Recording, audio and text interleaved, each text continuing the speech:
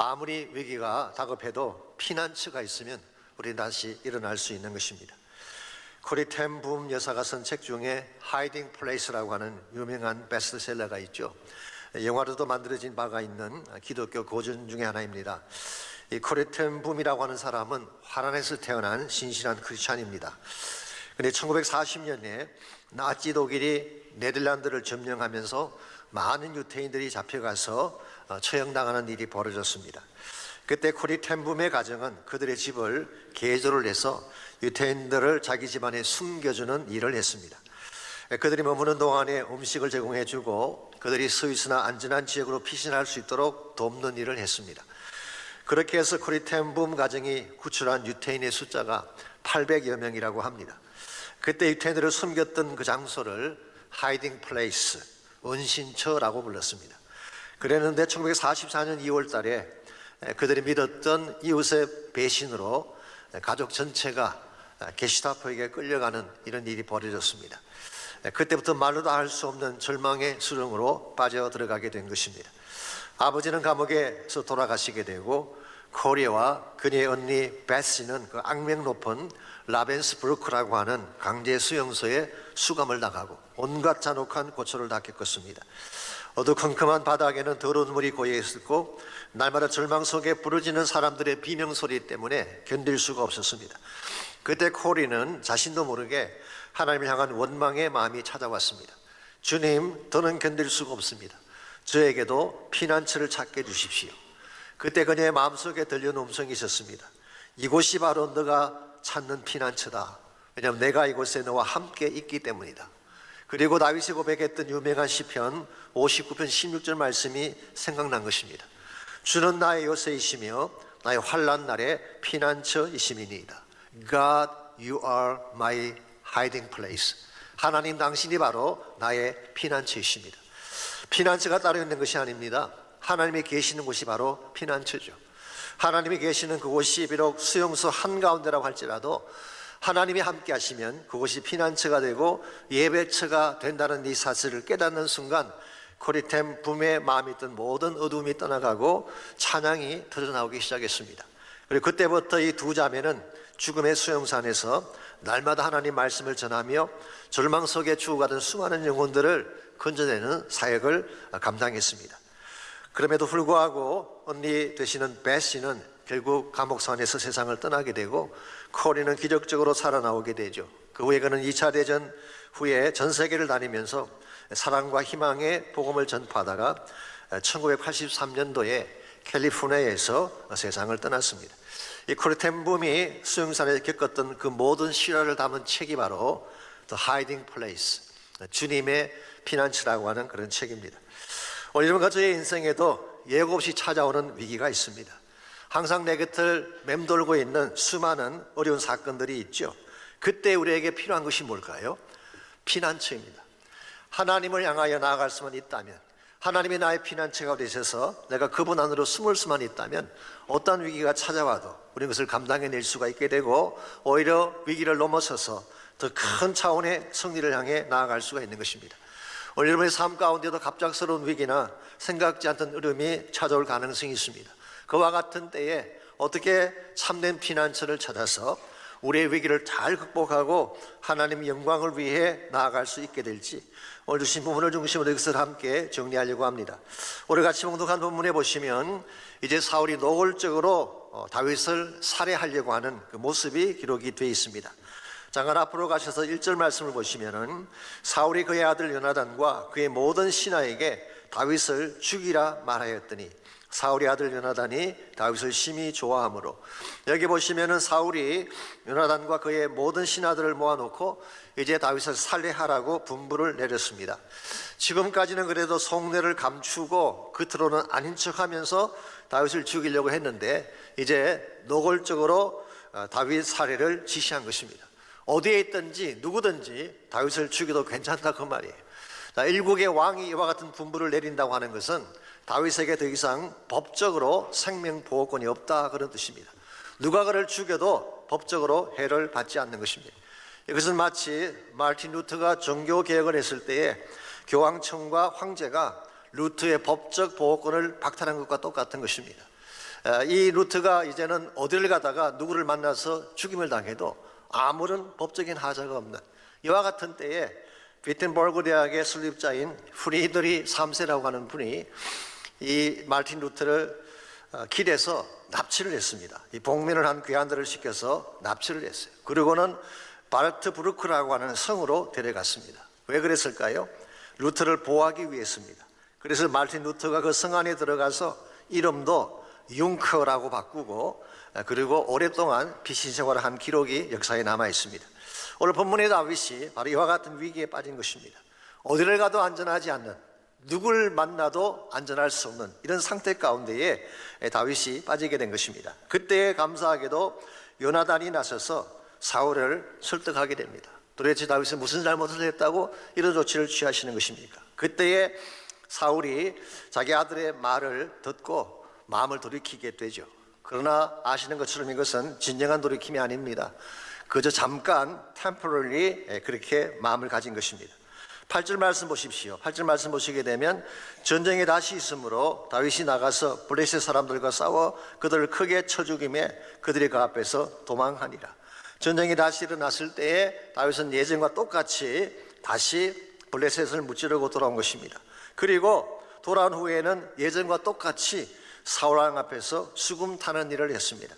이걸 보게 되면 다윗은 천부장이라고 하는 군인의 직함도 가지고 있고 수금을 연주하는 연주가라고 하는 저는 투 잡을 띄었던 그런 분인 것을 알 수가 있습니다. 그는 신실하게 예전과 똑같이 사울을 섬긴 것입니다. 그랬는데 9절과 10절을 보시게 되면 사울이 악령에 사로잡혀서 손으로 수금을 타고 있는 다윗에게 갑자기 단창을 던졌습니다. 지난번에도 그랬던 적이 있었는데 이번에 또다시 단창을 아무런 예고 없이 던진 것입니다. 이 단창이라고 하는 것은 긴 창과는 다르게 손에 들고 다니기에 간편하게 만든 라이트 스피어, 간단한 그런 창이라고 할 수가 있습니다. 이것은 주로 왕이나 사령관급의 장수들이 실내에서도 가지고 다니는 그런 무기죠. 그러나 이것은 살상무기입니다. 던지면 사람이 죽게 만드는 살상무기였어요. 자, 사울은 이 단창을 다윗에게 던진 것입니다. 단순히 홧김에 던졌다기보다는 다윗을 벽에 박아 죽이려고 그를 향해 던진 것입니다. 실제로 그 창이 벽에 박혔다고 오늘 성경은 밝히고 있습니다. 매튜 헨리 같은 주석가는 이 대목에서 이런 주석을 다룬 적이 있어요. 사울이 어쩌면 악령에 잡힌 것처럼 가장을 했지만 사실은 맨정신이었을 가능성이 많다. 만일 다윗이 자기가 던진 창에 맞아 죽게 되면 국민들이 들고 일어나지 않겠습니까? 그러므로 내 정신이 아니었다라고 변명하기 위해서 악령에 잡힌 것처럼 했다, 그런 해석을 했습니다. 일리가 있긴 하죠. 어떤 설교자는 사울이 패러노이드, 소위 말하는 편집증, 피해망상증에 걸려서 이와 같은 일을 자행했다고 설명하기도 했습니다. 어쨌든 이 사울이 던진 왕은 굉장히 위험한 단창이었어요. 예측 불허의 단창이라고 할 수가 있습니다. 이와 같이 난데없이 어디서 날라올지 모르는 이 단창이 다윗에게 던져졌지만 다윗은 다행히 그것을 잘 피하게 되고 또 하나님의 특별하신 준비하심으로 다윗은 피난처를 찾게 되고 결과적으로 그런 위기를 잘 극복하고 더 큰 차원의 승리를 향해 달려갈 수 있게 되었습니다. 오늘 여러분 가정의 삶 속에도 이와 동일한 일들이 일어날 수가 있습니다. 우리는 기대하지 않았지만 원하지 않았지만 난데없이 날아오는 단창을 맞을 때가 있다는 것이죠. 예컨대 사람들이 우리에게 던지는 함부로 말을 하는 비난의 단창이 있습니다. 이 Spear of Criticism, 사실에 근거도 하지 않은 채 과장되고 왜곡된 말로 우리 가슴속에 깊이 꽂아두는 단창이 있죠. 이 창을 맞아본 분이 계실 거예요. 굉장히 아픈 것입니다. 혹은 이 질병의 단창을 우리가 경험할 수가 있습니다. 아무 생각 없이 병원에 갔는데 중병을 선고받았을 때 우리가 느끼는 아픔, 그게 바로 질병의 단창이에요. Spear of Disease. 뿐만 아니라 악한 상황이 던져주는 절망의 단창, Spear of Despair라고 하는 것도 있습니다. 한국의 IMF나 2008년도에 미국에 터졌던 금융위기 같은 것 누군들 상상해냈겠습니까? 어느 날 갑자기 찾아와서 경제적 파탄을 안기고 우리 가진 많은 부동산들을 빼앗아가지 않았습니까? 이것이 바로 절망의 단창이죠. 심지어 젊은 사람들 같은 경우에는 갑작스러운 이별 통보에 백지영이가 불렀던 노래 가사처럼 총 맞은 것처럼 가슴이 너무 아파, 구멍난 가슴에 추억이 흘러넘쳐, 이와 같은 창을 우리는 시련의 단창이라고 부릅니다. The spear of broken heartedness.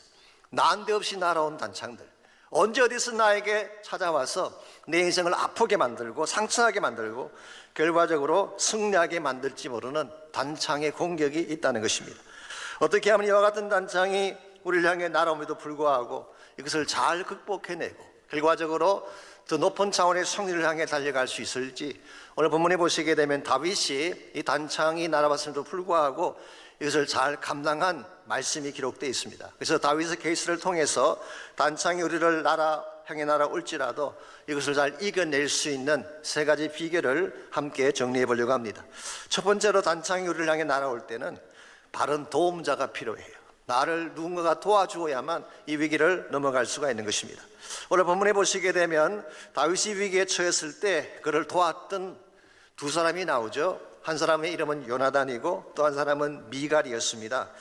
요나단에 대해서는 제가 다음 주에 좀 더 자세하게 다뤄드리도록 하겠습니다. 오늘은 미갈의 도움에 대해서 살펴보려고 합니다.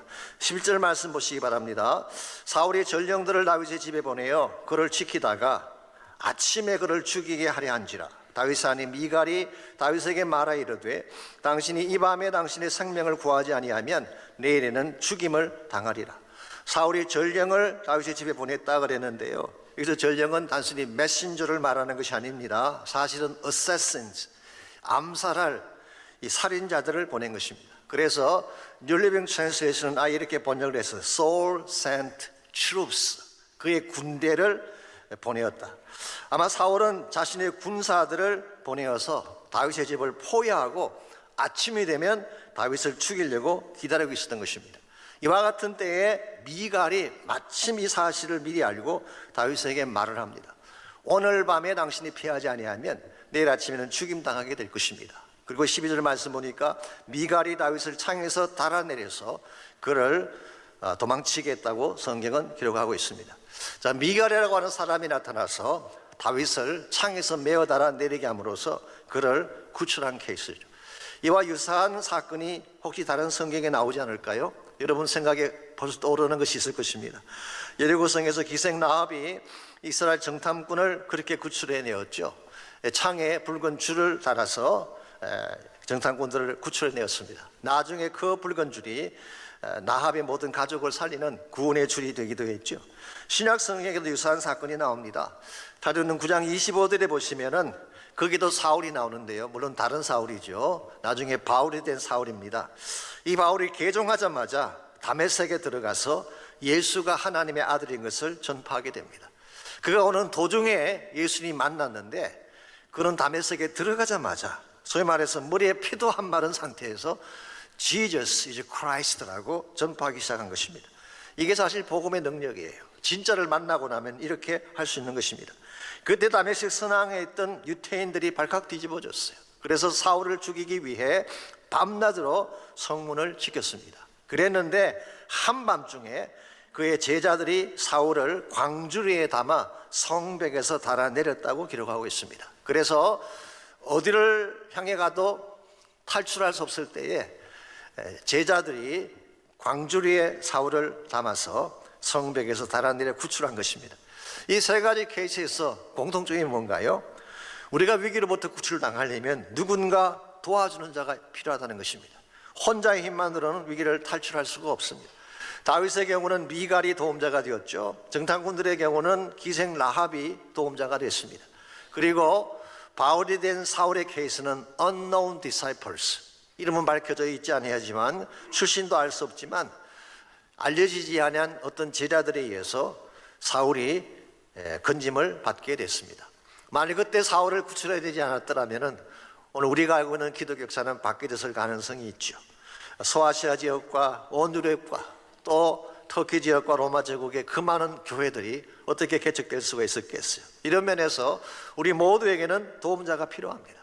누군가가 나를 도와주지 아니하면 나의 힘만으로 위기를 극복하고 인생을 힘차게 살아가는 것은 불가능하다는 것입니다. 이런 면에서 저는 분명히 인간 도움자가 중요하다고 생각합니다. 여러분의 동력자들 중요하고 여러분의 배우자들도 중요하고 같은 약물의 식구들도 참 중요한 사람들입니다. 여러분을 도와줄 수 있는 사람들이기 때문에. 그런데 인간 도움자라고 하는 것은 한계가 있습니다. 능력에도 한계가 있고 또 때에 따라서는 가변적인 존재이기 때문에 마음이 변하는 경우도 있습니다. 내가 잘 나갈 때는 내 편이 되어주지만 내가 실패자가 되든지 내 삶에서 결정적인 허물이 보여지게 되면 가차없이 떠나가기도 하는 것이 인간 도움자죠. 그러므로 우리가 정말 필요로 하는 도움자는 내가 단창을 맞을 위기에 처했을 때에 무슨 일이 있더라도 내 편이 되어줄 수 있는 도움자가 필요합니다.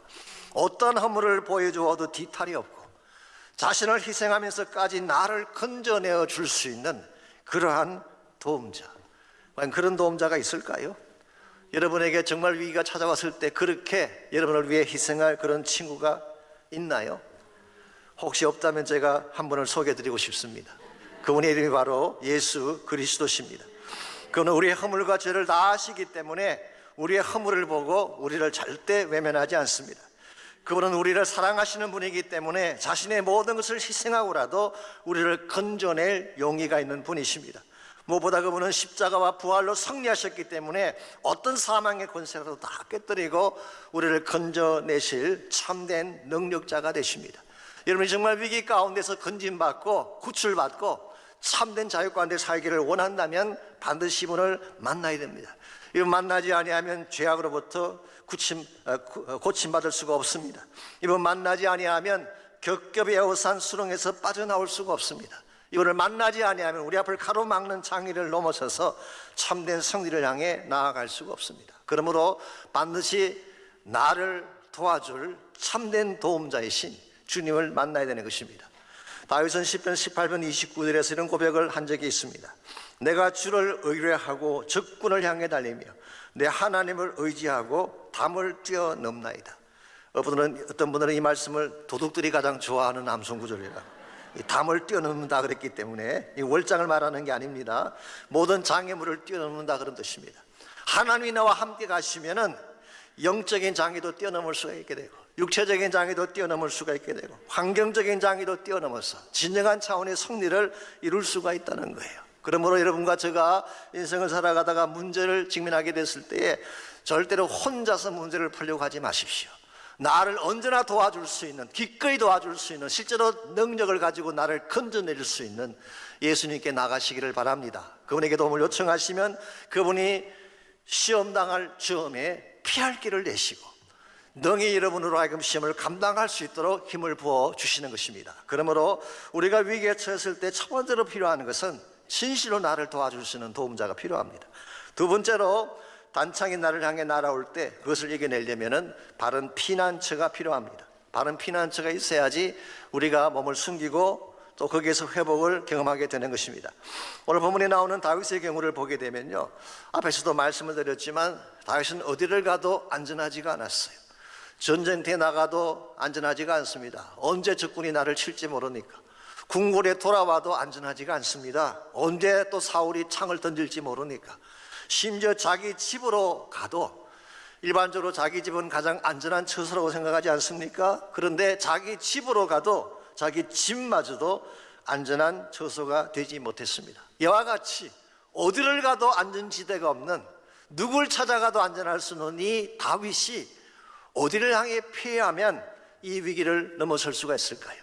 오늘 말씀 18절 이하를 보시게 되면 이와 같이 갈 바를 찾지 못해하는, 어디를 가도 안전하지 못한 이 다윗을 위해 하나님이 준비해 놓으신 하이딩 플레이스가 있었어요. 그 플레이스가 바로 18절에 소개가 되어 있습니다. 18절입니다. 다윗이 도피하여 라마로 가서 사무엘에게로 나아가서 사울이 자기에게 한 일을 다 전하였고 다윗과 사무엘이 나요스로 가서 살았더라. 여기 라마라는 지명이 나오는데요, 이 라마는 사무엘 선지자의 고향이죠. 아마도 이 사무엘이 사울왕과 결별한 후에 이 라마로 와서 살았던 것 같습니다. 다윗은 거기에 사무엘 선지자가 있다는 사실을 알고 그를 만나러 가서 지금까지 일어난 자초지정을 다 이야기한 것입니다. 그리고 나서 나요스라는 곳으로 가서 함께 살았다, 그렇게 기록하고 있습니다. 이 나요스에 대해서는 여러 가지 이론들이 있습니다만은 문자적으로 설명을 드리자면 나요스라는 단어는 거주지라는 뜻입니다. 혹은 초원지대, 그런 의미를 갖고 있습니다. 많은 성경학자들의 견해에 의하면은 바로 이 나요스라는 곳에 선지 학교가 있었다고 밝히고 있습니다. 이스라엘 역사상 최초의 선지 학교를 세운 사람이 바로 사무엘 선지자였고, 그를 통하여 수많은 선지자들이 그곳에서 배출이 된 것입니다. 이런 면에서 다윗이 도피했던 라마 라윗이라는 이 곳은 영적으로 대단히 중요한 장소인 것을 알 수가 있습니다. 첫째는 그 당시 이스라엘 영적 지도자인 사무엘이 있던 곳이에요. 다윗에게 기름을 붓고 그리고 장차 이스라엘 왕국을 세우는 데 큰 역할을 감당했던 사무엘 선지자가 있는 곳.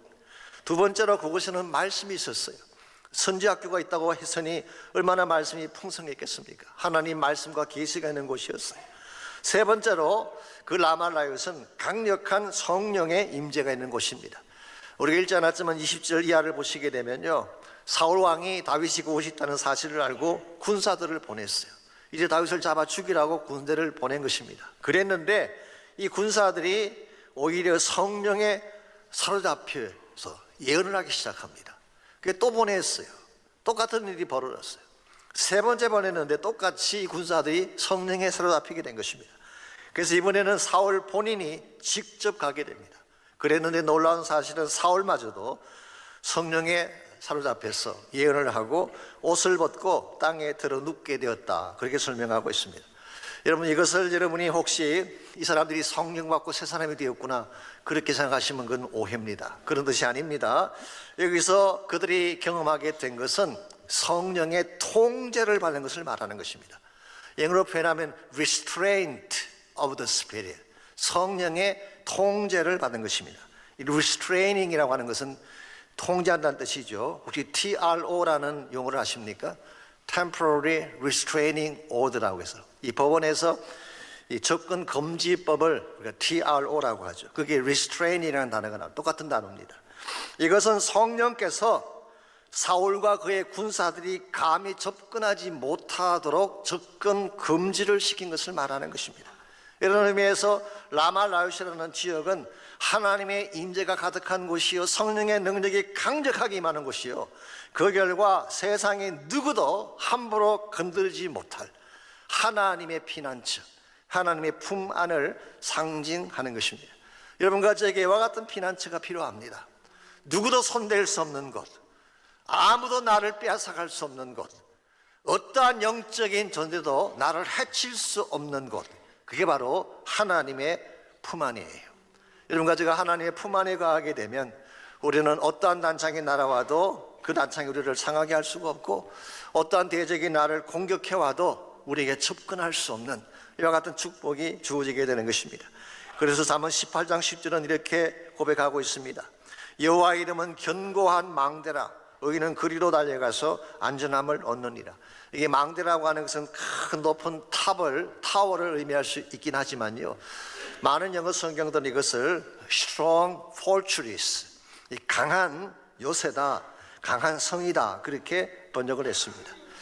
하나님의 타워, 하나님의 망대는 강한 요새와 같습니다. 워낙 견고하고 높기 때문에 누구도 감히 그 안에 있는 자를 해치지 못하는, 그래서 모든 성도들은 그 안으로 들어가면 안전함을 얻게 된다, 그렇게 말씀하고 있습니다.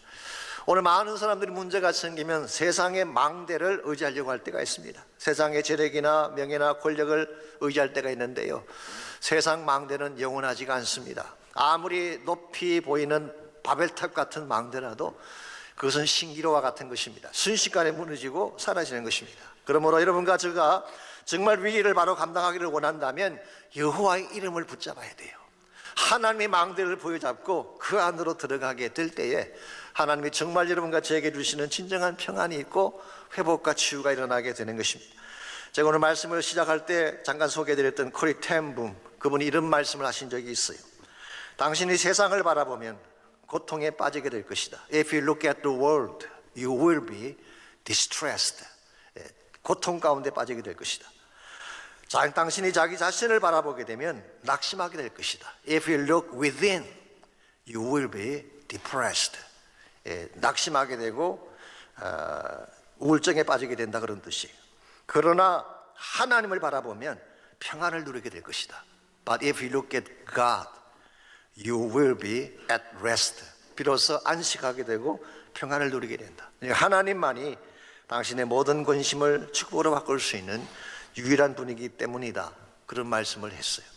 실제로 콜리템 부음이 수용소 방 안에 수용소 안에 머무는 동안에 수많은 기적들이 일어났습니다. 많은 사람들이 힘을 얻고 용기를 갖게 되고 구원의 자리로 올라오게 되고, 그리고 예배가 터져나오고 찬양이 터져나오는 그런 장소가 됐어요. 하루는 갇혀있는 그 감옥소 안에 빈대가 들끓기 시작하는데요. 빈대라는 거 아시죠? 굉장히 괴롭습니다. 밤에 잠을 자지 못하게 만드는 그런 건데요. 빈대가 너무 많아가지고 잠을 잘 수가 없는데, 한편으로 아니 왜 하나님께서 이 빈대를 제거시켜 주시지 않나 생각했는데요. 나중에 깨달은 사실이 있습니다. 그게 빈대가 들끓고 있다는 사실을 알고 독일군 병사들이 그 감방으로 아예 오질 않는 것입니다. 그래서 아무런 간섭받지 아니하고 그들은 마음껏 예배하고 기도하고 찬양할 수가 있었다. 참 신기하지 않습니까? 하나님이 함께 하시면 빈대마저도 축복이 될 줄 믿습니다. 이게 하나님께서 행하시는 일이에요. 나의 상황이 어떠하든지 나의 조건이 어떠하든지 하나님이 나의 보호자가 되시면 이런 역사들이 일어나게 되는 것입니다. 그러므로 혹시 여러분 가운데 아직도 주님 안으로 돌아오지 않은 분이 계신다면, 여러분이 하나님 품 안으로 돌아오지 않는 분이 혹시 계신다면 꼭 하나님 품 안으로 들어오시길 바랍니다. 믿음으로 그 안에 들어오셔서 그분을 꼭 만나고 그분의 능력과 은혜를 체험할 수 있기를 바랍니다. 이와 같이 위기의 단창이 우리를 공격할 때에 우리에게 첫 번째로 필요한 것은 도움자입니다. 그것도 정말 모든 순간에 내 편이 돼서 나를 도와줄 수 있는 하나님의 도움이 필요해요. 두 번째로 우리 모두가 피할 피난처가 필요한데, 오늘 본문은 하나님 자신이 우리의 피난처가 되신다고 말씀합니다. 그 품 안으로 들어오게 되면 우리는 단창의 위기를 넘어설 수가 있는 것입니다. 마지막 세 번째로 단창이 우리를 향해 날아올 때 우리가 해야 될 일이 있습니다. 바로 확신의 노래를 부르는 것입니다. 확신의 노래. 알바쿠키, 뉴멕시코 알바쿠키에서 목회하시는 스킵 하이직이라는 목사님이 계세요. 그분은 단창이 우리를 향해 날아올 때에 세 가지 액션이 필요하다, 이 세 단어를 소개해 주셨어요. 첫 번째 단어가 duck. 이 duck이라는 말은 오리라는 뜻도 있지만 몸을 굽힌다는 뜻이죠. 그래서 권투 선수가 ducking motion, 상대가 이 펀치를 날리면 몸을 굽히는 거예요. 이게 ducking motion이죠. 첫 번째로 할 것이 몸을 굽히라는 거예요. duck. 두 번째로 do, 해야 할 일을 하라는 것입니다. 해야 할 조치를 취하라는 거예요. 그리고 세 번째로 devote to the Lord, 주님에게 자신의 마음을 쏟아서 헌신하고 찬양하라. 이 세 가지 어드바이스를 하셨어요. 오늘 본문에 보시게 되면 다윗이 그렇게 했습니다. 사울이 창을 던졌을 때 몸을 굽혔죠. 그리고 나서 하나님의 망대가 있는 라마 라윗으로 피신해 갔습니다. 그래서 그는 duck and do, 두 가지를 한 것입니다. 자, 그리고 나서 다윗이 그곳에 있는 동안에 무엇을 했을까요? 세 번째로 한 것이 devote, 하나님께 자신을 드리며 찬양한 것입니다. 다윗이 사실 이와 같은 고난 가운데 불렀던 많은 찬양시가 시편 가운데 기록이 되어 있습니다. 근데 그 중에 가장 대표적인 시가 시편 59편이에요. 시편 59편의 표제를 보시면 이렇게 기록이 되어 있습니다. 사울이 사람을 보내어 다윗을 죽이려고 그 집을 지킨 때라고 기록하고 있습니다. 저기 찬송이 불려지게 된 시점이 언제냐고 하면 자신의 집이 포위를 당하고 날만 새면 죽임 당해야 될 그 한밤에 다윗이 불렀던 노래가 바로 시편 59편입니다. 14절에서 17절을 보시면 다시 이렇게 노래합니다. 제가 먼저 14절 15절을 읽습니다. 그들에게 점으로 돌아와서 개처럼 울며 성으로 두루 다니게 하소서. 그들은 먹을 것을 찾아 유리하다가 배부름을 얻지 못하면 밤을 새우려니와. 여기서 다윗은 자신의 대적을 개로 그렇게 묘사하고 있습니다. 여러분 아시는 대로 개라고 하는 동물은 이스라엘 사람들이 가장 경멸하는 그런 동물입니다. 물론 요즘은 그렇지가 않죠. 요즘은 여러분이 개를 얼마나 사랑하세요. 제가 지난주 신문을 봤더니요, 한국에서 개를 키우는 사람들의 숫자가 1천만 명이 넘었대요. 그래서 한국에는 개 전용 식당이 있습니다. 스테이크가 나오고 디저트가 나오고 심지어 와인까지 나와서 개를 이렇게 준다고 하네요. 그래서 와인 맛을 알지 모르겠지만 개가 비행기 탈 때도 많은 사람들이 일반석을 끊지 않고 비즈니스석을 끊습니다. 이유가 뭔지 아십니까? 개에게 좀 더 편안한 공간을 만들어주기 위해서. 진짜 개팔자가 상팔자인 시대가 왔습니다만, 그러나 이 당시 이스라엘은 개에 대해서 그런 생각 갖고 있지 않았어요. 개라고 하는 것은 소리를 지르며 거리를 헤매는 동물로 보고 있어요. 그리고 개들이 찾는 음식은 땅에 떨어져 있는 음식, 썩은 음식. 그러므로 가장 누추하고 추악한 대적자들을 개라고 묘사한 것입니다. 그래서 이와 같은 개들은 밤새 다니면서 누추한 것을 추구하고 더러운 것을 찾아다닐지라도 나는 어떻게 하겠다는 것입니까? 16절 17절입니다. 다윗은 이렇게 하겠다고 고백을 합니다. 나는 주의 힘을 노래하며 아침에 주의 인자심을 높이 부르오리니 주는 나의 요새이시며 나의 환난 날에 피난처가 되십니다. 나의 힘이시여 내가 주께 찬송하오리니 하나님은 나의 요새이시며 나를 긍휼히 여기시는 하나님이심이니이다. 여기서 다윗은 본인이 마음속에 품고 있던 세 가지 확신을 찬양을 통해 표현하고 있습니다. 첫 번째로 주의 힘을 노래한다고 했죠. 이것은 하나님의 능력에 대한 확신을 말합니다. 두 번째로 아침에 주의 인자심을 높이 부른다 그랬는데요, 이게 인자라고 번역한 단어는 헤세드, 하나님의 사랑을 말하는 것입니다. 여기서 아침이라고 표현한 것은 아침이 왔기 때문에 찬양한다 그런 뜻이 아닙니다. 오히려 한밤이 지나고 아침이 되어 보니까 하나님이 나를 진짜 사랑하시는구나, 이 사실을 깨닫고 고백한 찬양의 내용입니다.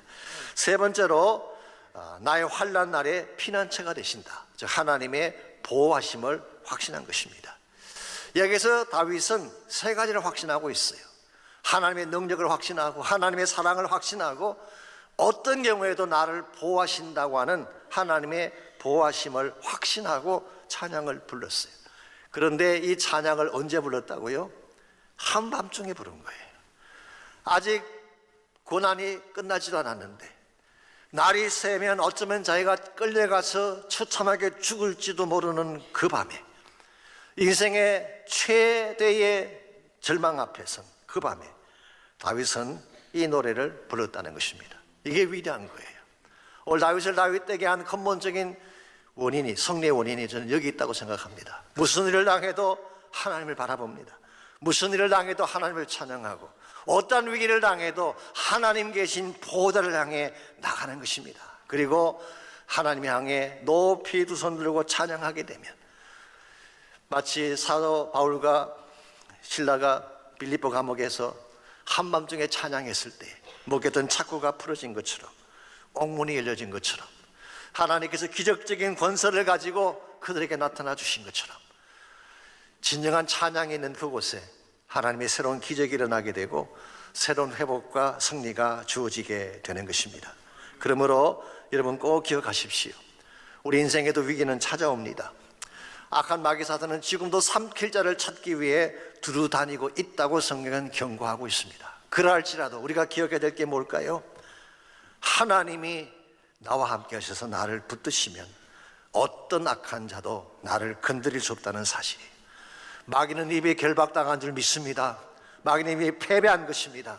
그러므로 악한 마귀에 끌려다니지 말고 나를 사랑하시고 나를 건져내어 주실 하나님 바라보며 주의 영광 가운데 살아가는 여러분 모두가 되시기를 바랍니다.